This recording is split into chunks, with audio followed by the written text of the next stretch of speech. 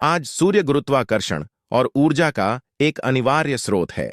लेकिन एक दिन ऐसा भी आएगा जब यही सूर्य धरती के विनाश का कारण बनेगा। यह हमारे नीले संगमरमर जैसी पृथ्वी को निगल जाएगा। धरती पर प्रलय को लेकर तरह तरह के दावे किए जाते हैं। कभी 1000 साल तो कभी 1 लाख साल बाद प्रलय की भविष्यवाणी की जाती है। लेकिन सच क्या है? साइंटिस्ट इस बारे में क्या सोचते हैं? क्या सच में धरती का अंत होने की तारीख नजदीक आ रही है? आखिर धरती पर प्रलय कैसे आएगी? आइए जानते हैं इंटरेस्टिंग फैक्ट के बारे में। धर्म ग्रंथों में कहा गया है कि कलयुग के दौरान इंसान इतने पाप करेगा कि लोग भगवान से दूर हो जाएंगे।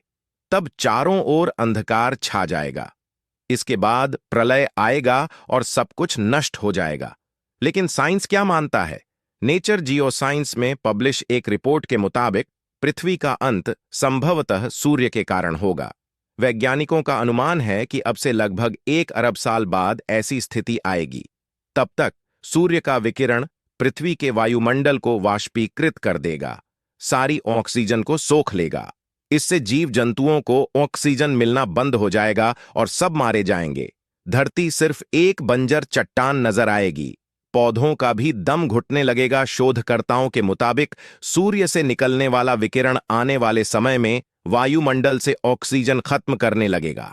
इसके बाद धरती पर कार्बन का धुंध तेजी से बढ़ने लगेगा, जिससे इंसानों, जीव जंतुओं और यहां तक कि पौधों का भी दम घुटने लगेगा।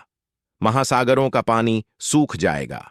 सबसे पहले धरती तेजी से गर्म होती जाएगी और वायुमंडल में कार्बोनेट सिलिकेट की मात्रा तेजी से बढ़ेगी। नतीजा, एक वक्त ऐसा भी आएगा कि महाप्रलय की स्थिति बन जाएगी। धरती के विनाश का कारण बनेगा। वैज्ञानिकों का मानना है कि इसके बाद धरती काफी तेजी से ठंडी होने लगेगी। ग्लेशियर पिघल जाएंगे और पूरी धरती पानी में डूब जाएगी। सिर्फ चंद जगहें बचेंगी जहां पर पानी नहीं होगा। इसके हजारों साल बाद धरती बर्फ का गोला बनने लगेगी। फिर धरती पर चारों ओर सिर्फ और सिर्फ बर्फ होगी। महासागर और जमीन सब एक दूसरे में समाते नजर आएंगे। इससे आप समझ सकते हैं कि आज सूर्य, जो गुरुत्वाकर्षण और ऊर्जा का एक अनिवार्य स्रोत है, एक दिन धरती के विनाश का कारण बनेगा। यह हमारे नीले संगमरमर जैसी पृथ्वी को निगल जाएगा।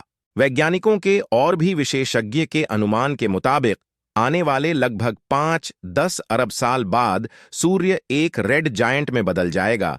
फिर पृथ्वी किसी भी हाल में नहीं बचने वाली। वो अलग बात है कि जब तक मानव जाति टेक्नोलॉजी में वृद्धि करके और नए ग्रह ढूंढ ले जहां पर जीवन है। और दूसरी बात ये कि लगभग 1 अरब वर्षों में सौर चमक वर्तमान में 10% अधिक होगी।